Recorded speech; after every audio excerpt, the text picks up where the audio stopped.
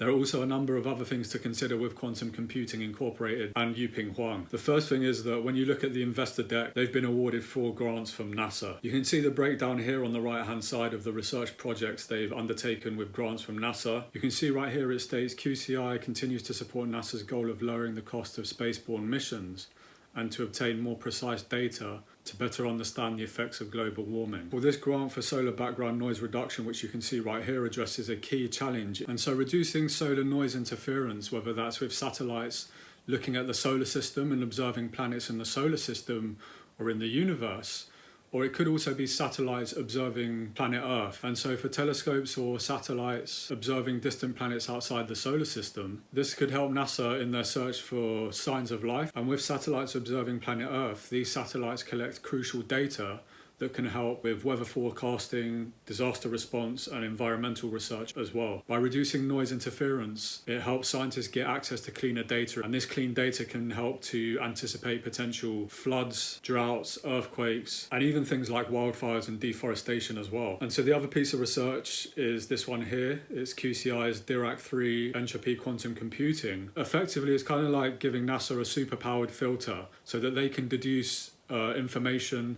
gather data, giving NASA almost a higher definition vision of space. One of the things with this, again, this is kind of transferable to other industries as well. This technology could be applied to military and defense, for example, and be used with drones, military vehicles, or aircraft as a means to scan targets from greater distances, making it easier to perform surveillance and identify and track objects with greater precision as well. This LiDAR and Dirac-3 technology could help autonomous vehicles to scan the surroundings, identify obstacles, and also with distant range as well. And so with autonomous vehicles in mind, one of the key things to note with QCI is that they've already undertaken some work and demonstrated their potential in real-world applications with BMW, which you can see right here. You can see right here that the challenge was to optimize the configuration of vehicle sensors to maximize coverage whilst minimizing costs. And so the key challenge here was to figure out the best way to place sensors around the car, but do so in the most cost-effective and most efficient way for the layout and setup of the car as well. And so right here you can see that there were 3,854 different options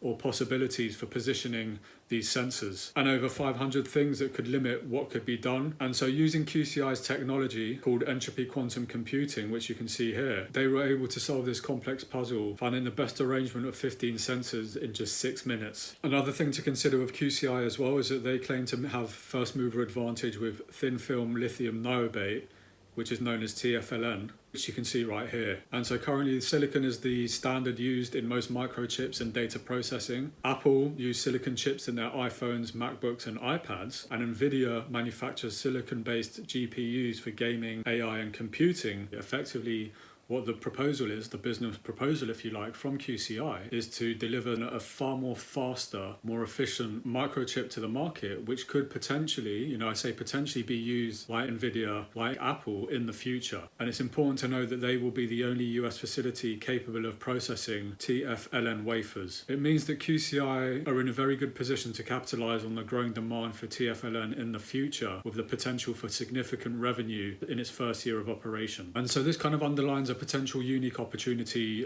with this company. But one thing to note is that there's been a lot of hype in the market with this stock. You can see that the stock has been incredibly volatile, and on top of that there's been a huge narrative around technology, around AI, with a whole host of different companies. 6 months ago this stock was trading at under $1, and so certainly with that in mind, looking at the price now, I would certainly be waiting for a time of pessimism, as Warren Buffett mentions. I'll stick the quote up here that you can see, and I'll be waiting at a time of pessimism to make entries. But certainly, like I said, a lot of my investment strategy is around investing with individuals because they spearhead the innovation, the culture in the company, the ethos of the company, and they help to develop and drive the moat as well.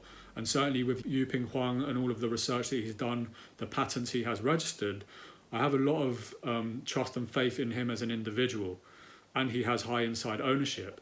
And so I would be waiting for a time of pessimism when there's a level of fear in the market, and I'll potentially be making an investment in this company at that time.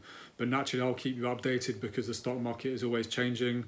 There are potentially always opportunities around, and I will let you know on this channel as soon as I find some. But look, thanks very much for watching. Have a great day, and I will see you in the next one. Take care.